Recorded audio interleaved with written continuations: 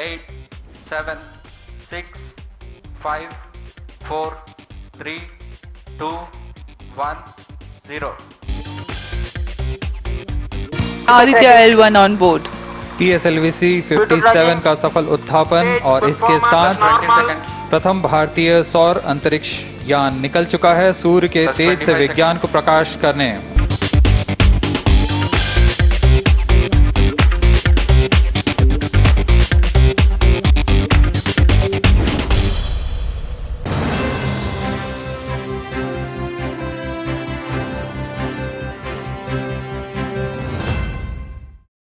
Speaking a few words about the Aditya L1. आज भारत की space history में एक बड़ा दिन है क्योंकि आज एक बार फिर इतिहास रचते हुए अपने पहले सूर्य मिशन आदित्य L1 को इसरो ने लॉन्च कर दिया है। और जिसका इंतजार था वह पल आ चुका है, इसकी पुष्टि कर दी गई है। Aditya L1 mission accomplished. Handing over to mission director. And we have a confirmation of Aditya L1 separation. The mission has been accomplished. Chandrayaan 3 की सफलता के बाद अब देश के साथ साथ विश्व भर की निगाहें भी इसरो के इस सूर्य मिशन यानी आदित्य L1 पर टिकी है। आदित्य L1 अंतरिक्ष यान को पृथ्वी और सूर्य के बीच 1% दूर तय करके L1 पॉइंट पर पहुंचा देगा। लॉन्चिंग के ठीक 125 दिन बाद यानी 6 जनवरी 2024 को यह अपने पॉइंट L1 तक पहुंचेगा और एक बार ये यहाँ पहुंच गया तो यहाँ पर रहकर 5 साल तक सूरज को ऑब्जर्व करेगा और बेहद अहम डेटा भेजना शुरू कर देगा। दोस्तों, आज के इस वीडियो में सबसे पहले लॉन्चिंग के बाद की कुछ तस्वीरें, कुछ अपडेट्स देख लेते हैं। उसके बाद ये जानेंगे कि सूर्य मिशन से भारत को क्या फायदा होगा, क्यों जरूरी है भारत के लिए ये सूर्य मिशन और क्यों इस सूर्य मिशन को किया जा रहा है। साथ ही ये भी देखेंगे कि आदित्य L1 किस तरह से L1 पॉइंट तक पहुंचने का सफर तय करेगा। तो दोस्तों, चलिए शुरू करते हैं आज का video.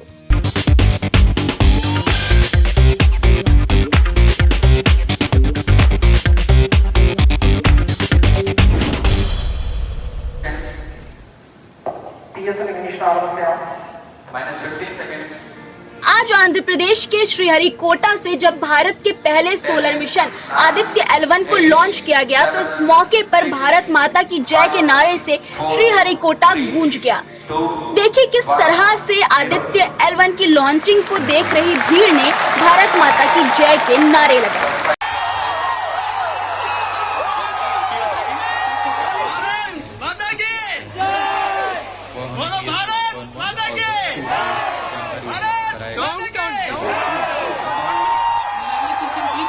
PSLV-C 57 with Aditya L1 on board. Press 139.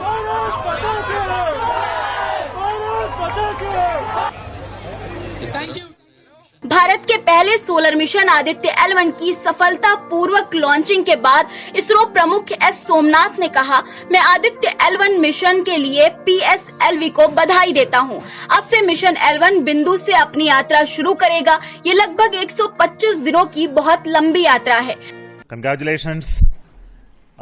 The Aditya L1 spacecraft has been injected in an elliptical orbit of 235 by 19,500 kilometers, which is intended very precisely by the PSLV, very unique mission mode here, with the upper stage of the PSLV taking 2 burn sequence for injecting the primary satellite for the first time. So I want to congratulate PSLV for a very different mission approach today to do this mission of Aditya L1 to put it in the right orbit. Now, from now, the Aditya L1 will take its journey after some Earth maneuvers. It will start its journey to the L1 point, a very long journey of almost 125 days.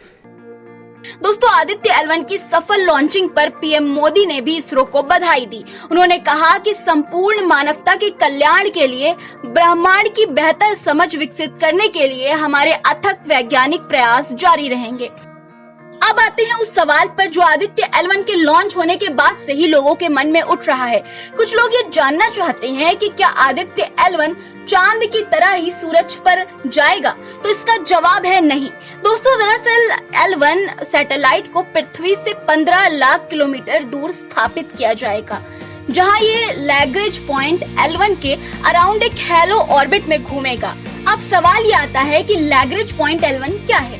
Lagrange point वो जगह होती है जहां पर ग्रहण का प्रभाव नहीं पड़ता।